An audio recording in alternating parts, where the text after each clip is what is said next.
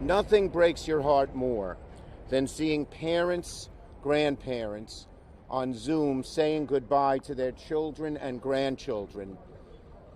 They're in the hospital dying of COVID.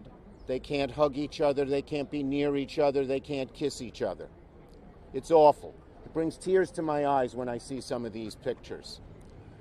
But compounding the injury, once the loved one passes away, many of these families, because of COVID, don't have money for a proper funeral and a proper burial.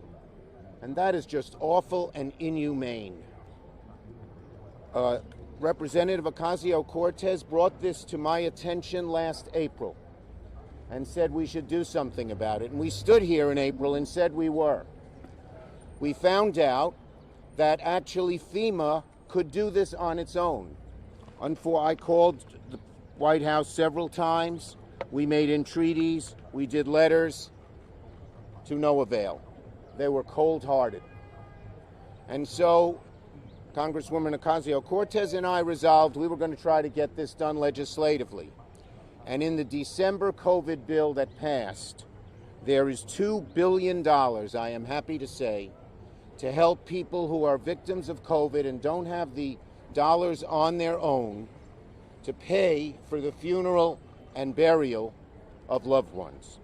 We estimate over $200 million of that will go to New York, much of it to epicenters of the coronavirus crisis like Corona, which we both represent. And if you are a family who couldn't afford or had to just stretch and went without rent or went without food or anything else, so you might give your loved one a decent funeral and burial, you can get reimbursed for up to $7,000. While this pandemic was hitting all of us, and while we were all in the same storm, we weren't all in the same boat. And some of us were riding very choppy waters. And what that means was that the communities that were being hardest hit were having higher levels of mortality.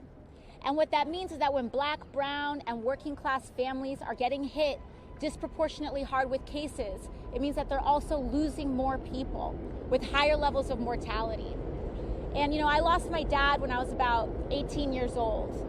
And the funeral expenses haunted and followed my family along with many other families in a similar position for years. When you suddenly lose a loved one, you're talking about an expense of $4,000, $5,000, $7,000, $10,000. And then during COVID, with overrun funeral facilities, etc., families also are having to deal with having to pay for the storage of the bodies of their own loved ones. This is wrong. Hey, NBC News viewers, thanks for checking out our YouTube channel. Subscribe by clicking on that button down here and click on any of the videos over here to watch the latest interviews, show highlights, and digital exclusives. Thanks for watching.